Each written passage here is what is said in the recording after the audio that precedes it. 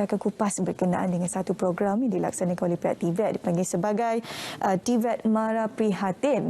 Ini khususnya untuk membantu mereka yang terjejas banjir. Jadi apakah antara usaha murni dilakukan oleh mereka semua ini? Perbincangan lanjut bersama dua tetamu di studio kami bawakan. Selamat pagi diucapkan kepada Cik Muhammad Zaini Abdul Majid selaku pensyarah diploma Kejuruteraan Elektronik Kolej Kemahiran Tinggi Mara Petaling Jaya. Juga di hujung sana Encik Muhammad Salman Saleh selaku pensyarah otomotif Institut Kemahiran Mara Jasin. Apa khabar kedua-duanya selamat pagi? Alhamdulillah. Terima kasih sama kita hari ini, terutamanya yang jauh daripada Melaka sama kita hari ini.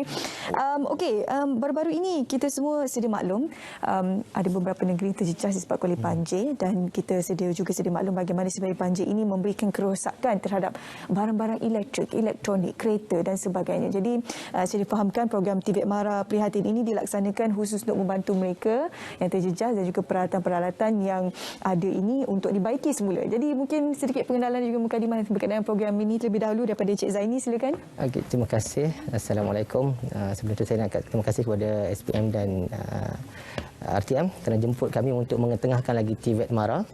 So program ini kami jalankan dengan banyak kombinasi dan combination daripada beberapa IKM, KKTM dan MDI, yang mana beberapa kepakaran kami itu adalah digunakan pakai untuk kita buat baik pulih dan repair lah peralatan-peralatan elektronik ini.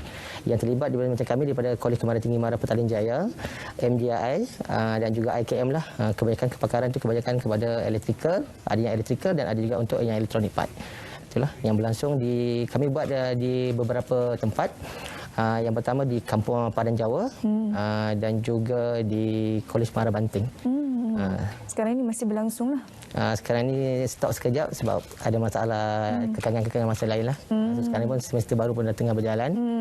So kami stop sekejap, mungkin ada ada perancangan lain lah, insyaAllah. Okey. Itu di sekitar Lembah Kelang lah, di Petaling Jaya. Jadi di Melaka juga difahamkan turut dilaksanakan program ini. Jadi kalau Encik Salman boleh kongsikan bagaimana program ini dilaksanakan di sekitar Melaka? Di Melaka kita juga ada beri bantuan, tapi kita tidak turun padang seperti mana kita lakukan di Bukit Canggang lah. Kita memberikan bantuan makanan RM2 di mana-mana tempat yang terkesan banjir lah, seperti di Lubuk Cina. Jadi kita fokus yang pertama di sana, aktiviti yang kedua kita, misi banjir kita di Bukit Canggang. Bukit Canggang. Yeah.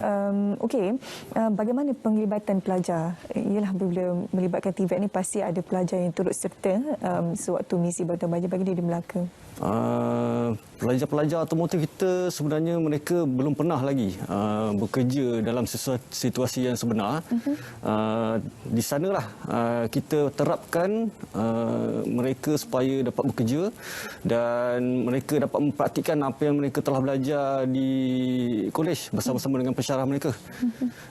Alhamdulillah kita terapkan juga kepada mereka macam mana untuk berparti kepada orang ramai, bekerja tanpa ganjaran. Kita membina modal ihsan kepada pelajar-pelajar ni. Okey. Pengkhususan di Melaka adalah otomotif, maksudnya kereta lah ya. Ya, jadi bagaimana kalau boleh kongsi sikitlah situasi di Melaka, kereta-kereta pasca banjir ini bagaimana, berapa masa yang diperlukan untuk pelajar-pelajar ini membaiki dan anggaran kos yang diperlukan untuk melaksanakan program ini?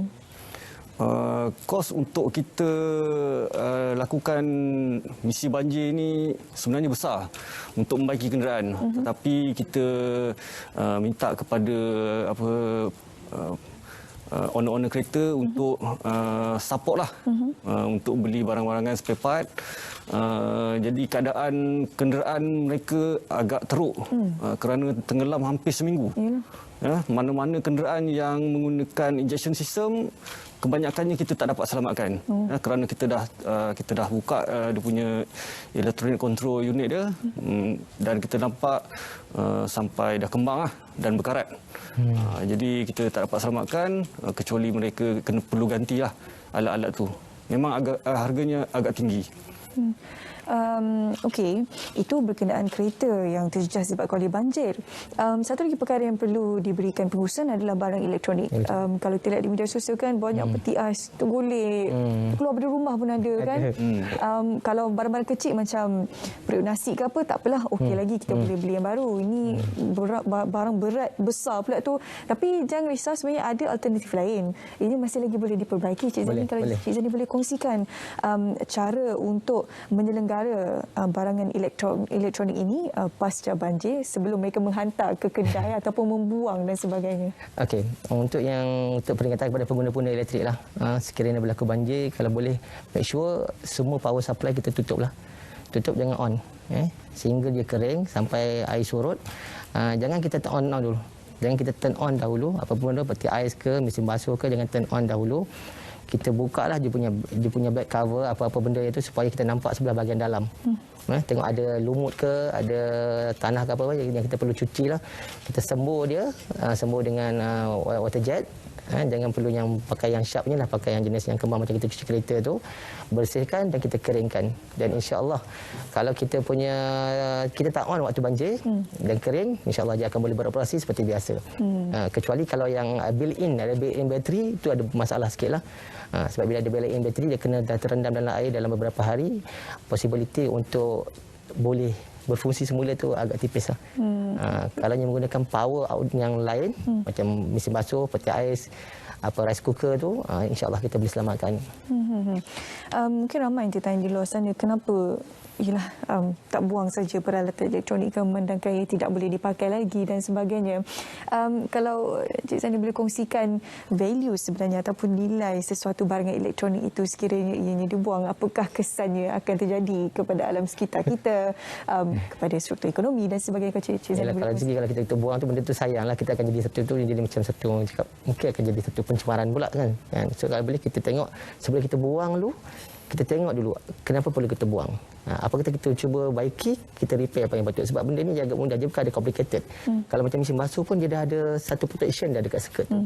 Maksudnya air dia ada letak silikon. So kalau terendam dalam air 2-3 hari pun dia tak ada masalah. Kita cuci bersih dan kita tunggu kering, kita pakai blower ke, pakai hair dryer bagi kering semua, dan kita boleh turn on, dan insya-Allah saya beri garanti lah 80% dia akan boleh beroperasi semula dan kita tidak merugikan kos kita untuk beli yang baru lah. Walaupun nampak macam murah, 100-200, tapi kos dalam banyak banjir kan, kos banyak nak uruskan macam ni macam-macam kan. Tu bila apa kata kita cuba selamatkan apa yang boleh. Supaya kos yang ditanggung oleh yang terjejas banjir tu akan lebih kecil lah, reduce lah. Maksudnya benda-benda basic macam periuk nasi, peti ais, mesin basuh tu maksudnya satu keperluan kan. Selepas tu banjir nak basuh baju, takkan hantar dobi kan. So kita boleh buat sendiri insya-Allah. Hantar dobi je satu mesin tu dah RM4 baru buat baju je. Itu boleh tentu kering lagi kan. Tak masuk pencuci pengering lagi dengan pencuci untuk baju lagi dan sebagainya perlu digunakan. Bila banjir ni banyak benda yang perlu dicuci. Jadi kita repair lah dulu, baiki mana yang boleh. Mungkin ramai yang tertanya-tanya, Cik Zani, sebelum kita kecil sama sekali lagi, kos untuk memperbaiki peralatan elektronik ini, cas yang dikenakan oleh mereka yang menyediakan perkhidmatan untuk membaiki barangan elektronik ini, anggarannya berapa ringgit? Sebab kita tak nak mereka di luar sana tertipu ataupun ada pihak yang tidak bertanggungjawab mengambil kesempatan mengenakan charge yang tinggi. Nak baiki periuk nasi kena contoh 500 umpamanya. Terlalu mahal kan. Jadi kita ingin berikan maklumat kepada orang ramai berapa anggaran charge yang akan dikenakan oleh mereka ini sekiranya mereka menghantar barangan elektronik mereka untuk diperbaiki setelah ditenggelami air banjir. Okey, untuk kos kalau barang-barang tu dia tak mahal. Tapi yang mahal adalah skill dia. Skill orang yang repair tu tak semua orang boleh buat. Pandai kan nak detect, nak troubleshoot dekat mana yang rosak. Biasa komponen tu kalau setakat yang komponen-komponen kecil ni just beberapa sen saja. Tapi kalau melibatkan board tu mungkin dalam ratus-ratus sebab dia ada controller. Mungkin ada dalam 200, ada 100 kan. So benda kos tu, tapi bila charge dengan service charge tu, kebanyakan charge tu disebabkan oleh kepakaran orang. Tak semua orang pandai kan nak repair kan, nak troubleshoot dekat mana yang rosak. So dia punya kos tu dia taklah mahal kalau kita boleh buat sendiri. Kita beli part, kita tahu dekat mana rosak, so kita boleh repair sendiri, kos dia agak menjimatkan. Tapi bila kita hantar orang upah, sediakan melibatkan service charge untuk orang cakap dia punya kepakaran, dia punya skill tu. Skill tu yang mahal tu, tak semua orang ada. Tak masuk lagi barang yang perlu ditukar. Bayar untuk barang lagi, bayar untuk skill lagi. So far sekarang ni yang kami buat ni untuk apa? Bantuan ni maksudnya kita buat free of charge. Ada juga yang ada bagi sumbangan tapi kami tolak lah. Ada yang tapi dia orang bagi ambil dan bagi sumbangan kepada orang lain lah. Ya, okey. Inilah sebab masyarakat Malaysia ni ramai yang prihatin sebenarnya kan. Sangat-sangat prihatin. Kadang kita tak minta pun dia datang sendiri. Jadi kita berikan kepada mereka yang lebih memerlukan lah. Betul. Okey, macam Cik Sama sendiri, pengurusannya lebih kepada otomotif lah, kereta, dan juga banyak kerja-kerja sukarelawan lain yang turut dilaksanakan untuk mereka dan juga pelajar terutamanya di sekitar Institut Kemahiran Mara Jasin ini. Kalau Cik Sama boleh kongsikan bagaimana sebenarnya pelajar ataupun mereka di luar sana membantu. Ialah bila kita buat kerja sukarelawan ni mungkin akan banyak isu dan cabaran yang perlu dilalui. Mereka ini pelajar, orang kata muda lagi kan, setahun jagung dalam bidang otomotif. Jadi banyak perkara yang perlu dipelajari. Jadi mungkin tanggungjawab itu jatuh di atas Cik Sama sendiri untuk ialah membantu pelajar ini untuk menggerakkan tenaga dan sebagainya. Jadi bagaimana cabaran dari sudut itu kalau Cik Sama boleh kongsikan?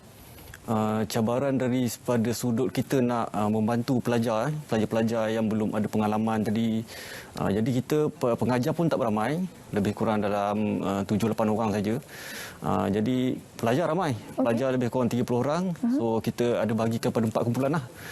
Jadi satu kumpulan kita tugaskan untuk membasuh, cuci kereta luar dan dalam, buka kapet semua. Dan 3 kumpulan lagi kita tugaskan mereka untuk membaiki dan menyelenggara kereta. Jadi kita memang dah bahagikan kumpulan, jadi dia lebih sistematik. Jadi kepakaran tadi kita bahagikan kepada pengajar-pengajar supaya dapat membimbing pelajar-pelajar tadi untuk melakukan kerja.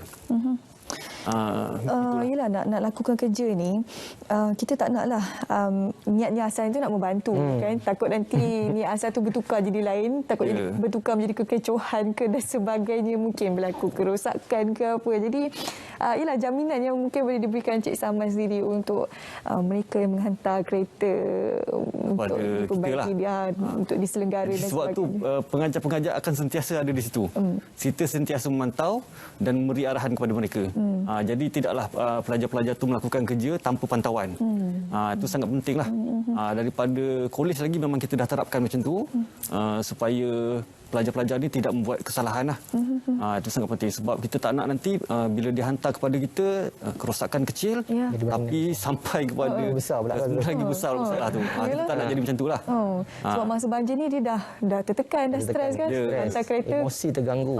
Terganggu sebenarnya. Kejap lagi dengan harapan memberikan kereta tu untuk diperbaiki kan, rosak pula jadi kan. Pantauan yang betul-betul rapilah kepada pelajar-pelajar itu penting. Okey.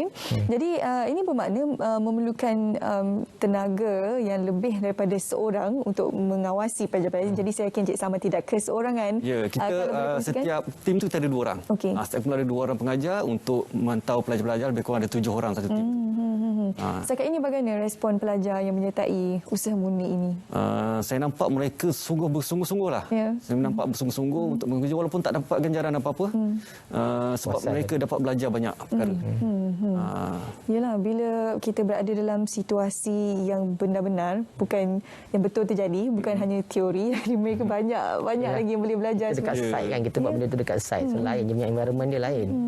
Kita nampak. Bagaimana dengan pelajar di sekitar untuk Kolej Kemahiran Tinggi Mara di PJ? Apa respon mereka apabila mereka digerakkan untuk menyertai program-program ini? Okey, untuk misi kali ini kami tak ada student-student dah cuti. So kami teknikal ni bawa non-technical punya staff. Bawa, so kami train macam mana untuk buat kerja-kerja basic lah. So dia orang faham. So macam driver pun boleh repair. So dia boleh repair, dia tahu macam mana. So benda ni tak susah sebab benda ni cuma terendam dalam air dan kita perlu keringkan. Dan kita letaklah apa-apa yang, maksudnya kita letak contact cleaner, bersihkan skirt dia, lepas tu kita keringkan dan insya-Allah benda dia akan pulih. So student tak ada agak kecewa sebab kerjanya manpower tu tak ramai sangat. So bila manpower tak ramai, barang kadang-kadang ramai yang hantar sampai kami terpaksa tolak. Takut tak sempat siap kan. Yelah, sebab yang terjejas tu ramai yang mempunyai kepakaran untuk membaikinya itu sangat terhad. Jadi bagaimana setakat ini program ini berlangsung, anggaran sajalah berapa banyak barangan elektronik yang sudah pun diperbaiki, yang berjaya diselamatkan oleh pihak Cik Zaini? Saya rasa banyak, ratus-ratus lah, termasuk blender, rice cooker, pressure cooker, mesin basuh. Banyaklah, saya rasa ratus. Air fryer ada tak? Air fryer asal ada, saya tak tahu. Sebab sekarang ni rumah moden kan banyak pakai air fryer. Ada jugalah. Ada. Microwave. Ada. Yang kami pergi kat Kolej Mara Banting tu, dia bisnes masak. Dia bawa rice cooker semua besar-besar, peti ais rice cooker yang besar, okey. Besar-besar tu so far selamat. Boleh pakai mixer. Okey. Ada tanya Thermomix. Itu kalau rosak tu memang menangis lah. Tapi bila diorang hantar tu, dalam keadaan yang terendam dengan air dengan ada lumpur, kita buat balik, cuci bersih, kering dan boleh buat rasa satu kepuasan kepada kami lah. So kita rasa seronok lah. Diorang hantar tu dengan dengan harapan supaya boleh berfungsi. Lepas tu bila kami buat dan boleh berfungsi, so saya sangat-sangat bersyukur dan kami pun rasa macam puas hati lah. Rasa apa dia cakap, sukarelawan ni macam berbaloi bagi kami lah. Yelah, sebab selalunya yang datang tu beri makanan, hantar barang. Ini kita membantu dalam sudut yang lain. Dalam misi yang lain. Misi yang berbeza. Dan pelajar dapat hidupkan satu kenderaan, dapat hidupkan mesin bekasan elektrik, lagi puas hati. Sangat puas hati. Itu barang-barang elektronik, barang otomotif kereta. Berapa banyak kereta kalau Cik Sama boleh kongsikan yang berjaya dihidupkan? Kita tak banyak yang kita dapat buat sebab kita 3 hari je. Jadi masa sebenarnya sangat terhad lah pada kita. Sebab nak basuh kereta tu, nak tunggu kering tu lama. Dengan cuaca yang tak menentu kan. Jadi kita dapat lebih kurang dalam 15 biji. Lepas tu dapatlah hidupkan 5-6 biji kereta, 5-6 buah kereta. Yang lain-lain tu kebanyakannya elektronik sistem. Dan ada juga yang spare part itu kita tak dapat awal lah. Kena order apa semua kan. Jadi tak sempat. Mungkin kalau seminggu tu mungkin lebih banyak lagi lah. Tapi kita kekangan masa dan juga bajet lah. Itu saja. Okey. Saya rasa ini adalah satu pencapaian jugalah dalam masa yang singkat boleh menghidupkan sekurang-kurangnya 5 ke 6 kereta. Bayangkan perasaan si pemilik kereta itu kan, dalam keadaan kusut memikirkan kewangan dan sebagainya untuk memperbaiki kereta dan pihak Cik Sama berjaya untuk menghidupkan kembali kereta-kereta tersebut. Kita cuma ada lebih kurang 1 ke 2 hari saja untuk buat kerja itulah. Okey, tak apa. Saya yakin kesempatan itu akan datang lagi selepas ini, insya-Allah ya, dan saya yakin pelajar-pelajar juga akan sentiasa membuka tangan mereka untuk turut menyertai program yang dilaksanakan ini dipanggil sebagai TVET Mara Prihatin. Terima kasih Cik Zaini, terima kasih Cik Sama bersama kita hari ini untuk berkongsi berkenaan dengan usaha murni dilaksanakan oleh pihak TVET untuk membantu mereka yang terjejas banjir baru-baru ini. Kita harapkan agar usaha murni ini dapat diteruskan dan juga membantu mereka meringankan beban terutamanya untuk sesiapa sahaja yang terjejas disebabkan oleh situasi banjir ini.